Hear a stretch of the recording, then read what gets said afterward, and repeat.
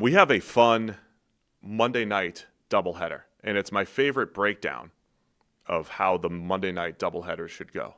7:15 and 8:15. Mm-hmm. It's the best way to do it. The staggered starts. It's going to start with Buffalo. Not just the staggered starts, but the second start being the regular time. Yeah, so yeah. you don't even have to stay up later. Yeah. The We only just get difficult started conversation I have to be like, hey, Kel, right after dinner or whatever, I got to go right back up to work. I got to get right back up to the football. That's the only difficult conversation I got to have. That's fine. Yeah. It's the later ones. The later, if it was staggered later, 8 and 9, then you're going to be like, I'm up for another Or hour. the 10 star when I'm like, my head's 10's bobbing brutal. in the second 10 is second awful. half. Can't have that. Yeah. East Coast dads hate that. Buffalo Bills at the Atlanta Falcons. This one starts at 7:15. The Bills favored by 4.5 here. Another, the psychological element here. The Bills coming off of their first loss in a tough division battle against Shock the Patriots. Yeah. How do they bounce back with this road game going to Atlanta? Yeah, big game. This is one. So this was another one where I have Buffalo available in my Survivor options. I'm like, you know what? I just don't love it against Atlanta.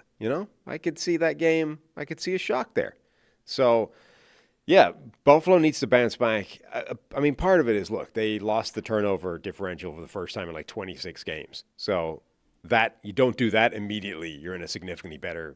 What I would do this week, Simply if I'm not the turn Bills, the ball over. If Yeah. you can win the turnover battle, you'll win this game. That's all you got to do. Just don't turn it over and force some turnovers. Right. You'll And be that's fine. obviously a thing you say going into any given game, but specifically for this game, the point being 26 straight times they didn't do that, and then one time they did that and they lost the game. My point being it's probably not going to happen again.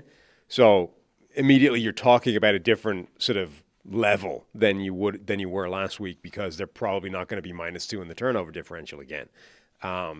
Josh Allen played really well, other than there was a turnover. Like, Buffalo's probably a better side than they showed last week. I've loved the way this Atlanta defense has played this year, creating pressure. Divine Diablo playing linebacker in the middle, being as a blitzer. They're young pass rushers, the way they've moved them around. Our 33rd team information group here. This year, Atlanta, number 1 rushing 5, 40% of the time, and a 50% pressure rate. That's number 2. However, Buffalo's number 1 with 10.7 yards per play against 5 rushers. This is the difference in the game. Atlanta has done a really nice job sending those extra rushers, getting home with that 5-man blitz. But Buffalo, the way that offense has evolved these last 2 years, with Dalton Kincaid, with Khalil Shakir, with James Cook and their other backs out of the backfield, they know how to. And Josh Allen going from this. You can't really use the word volatile with him as much anymore, but downfield throwing. Aggressive downfield throwing, say, from Josh Allen, and now there's a lot more. Just get rid of the ball, get more quick decisions, getting rid of the ball to your yak-centric offense.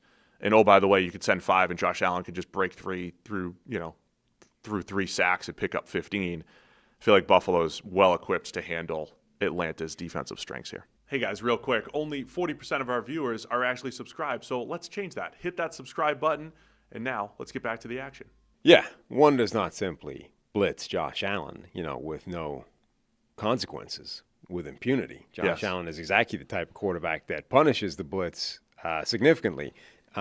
He does not have – he's not really amongst the leaders in terms of passer rating against the blitz this year. He is, however, averaging 8.7 yards per attempt against the blitz. So it's very risky and dangerous. And none of that factors in what you do scrambling if you blitz him and you don't contain him. So, yeah, I mean, Josh Allen, I think, is one of the more dangerous quarterbacks in the NFL to try and blitz and have that as a successful defensive game plan. So I think there's some strength on strength there.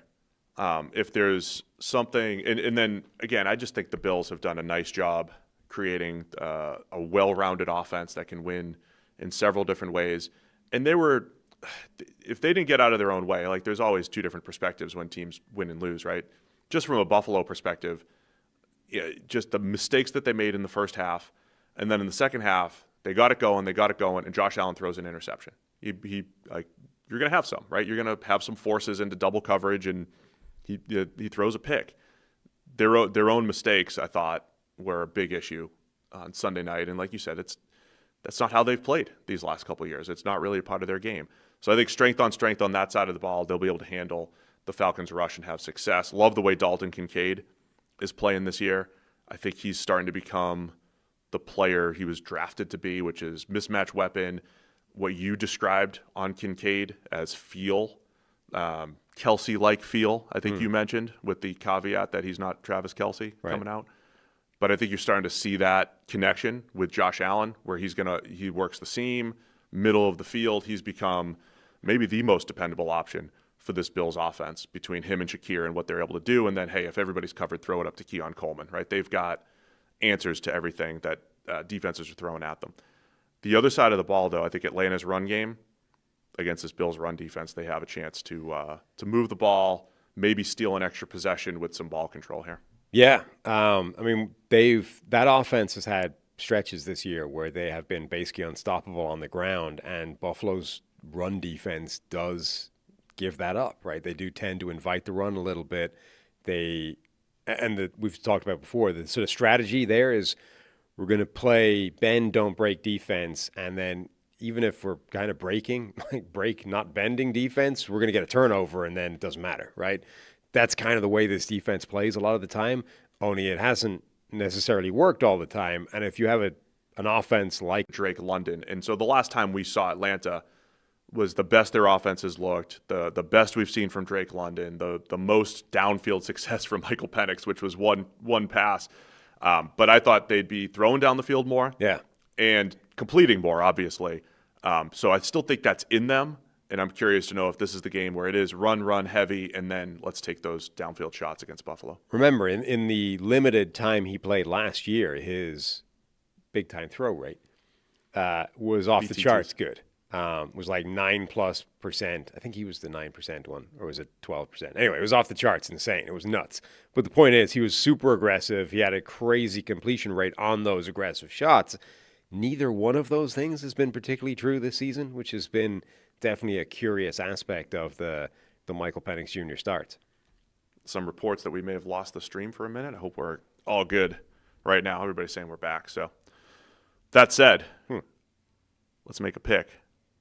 Monday Night Football, the first of the doubleheader. Buffalo by 4.5 here. Where are you going to go with this one? Where am I going? I'm going with Buffalo. Don't like it, but I'm going with them. Yeah, I'll take Buffalo as well. I think it'll be a good game. I think both these Monday night games are extremely compelling. There's a lot of road favorites this week that you hate because it's not like the home underdog is some of them aren't bad, but yeah, these are tough. I'll take Buffalo. Harry's also going to take Buffalo. So we're all in agreement there. Thanks for watching all the way to the end of the video. Check the Mic is live every Monday, Wednesday, and Thursday, so be sure to hit the subscribe button so you don't miss a thing. And the all-knowing algorithm is convinced you'll also like these videos, and who are we to argue?